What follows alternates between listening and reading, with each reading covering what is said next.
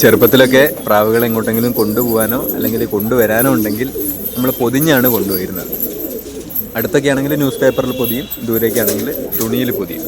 അതെങ്ങനെയാണെന്ന് കാണിക്കാം. നമുക്ക് ആദ്യം വേണ്ടത് 2 ഷീറ്റുള്ള ഒരു ന്യൂസ് പേപ്പറാണ്. അത് കഴിഞ്ഞ് നമ്മൾ പ്രാവിനെ എടുക്കുക.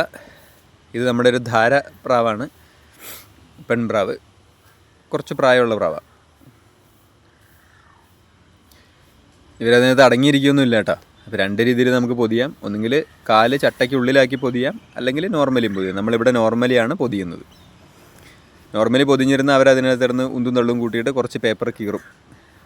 നമ്മളിതുപോലെ ഒരറ്റത്ത് വെച്ച് ടൈറ്റാക്കി റോൾ ചെയ്താൽ മാത്രം മതി. പ്രാവ് അതിനകത്ത് സേഫായിട്ടിരിക്കും.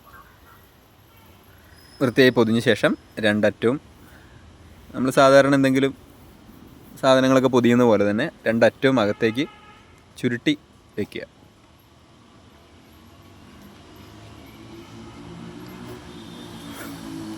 അത്യാവശ്യം സമയമൊക്കെ ഇങ്ങനെ ഇരിക്കും കേട്ടോ. പ്രാവ് അതിനുള്ളിൽ കാല് കുടഞ്ഞ് പേപ്പർ കീറും. അങ്ങനെ കീറാതിരിക്കാനാണ് നമ്മൾ ചട്ടയുടെ ഇടയിലേക്ക് കാല് ലോക്കാക്കി വെക്കുന്നത്. അതിനേക്കാളും 2 രീതിയിലായാലും കുഴപ്പമില്ല. കുറച്ച് സമയത്തേക്കൊക്കെയാണ് ഇങ്ങനെ ഇരുന്നോളൂ. ഇതുപോലെ തന്നെ തുണിയിൽ പൊതിയുന്നൊരു മെത്തേഡ് കൂടിയുണ്ട്. അത് ടൈറ്റാക്കി കെട്ടിവെക്കും.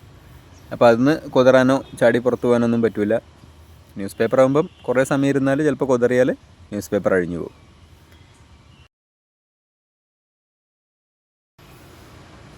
അപ്പോൾ ഇത്രയേ ഉള്ളൂ ഇന്നത്തെ പരിപാടി.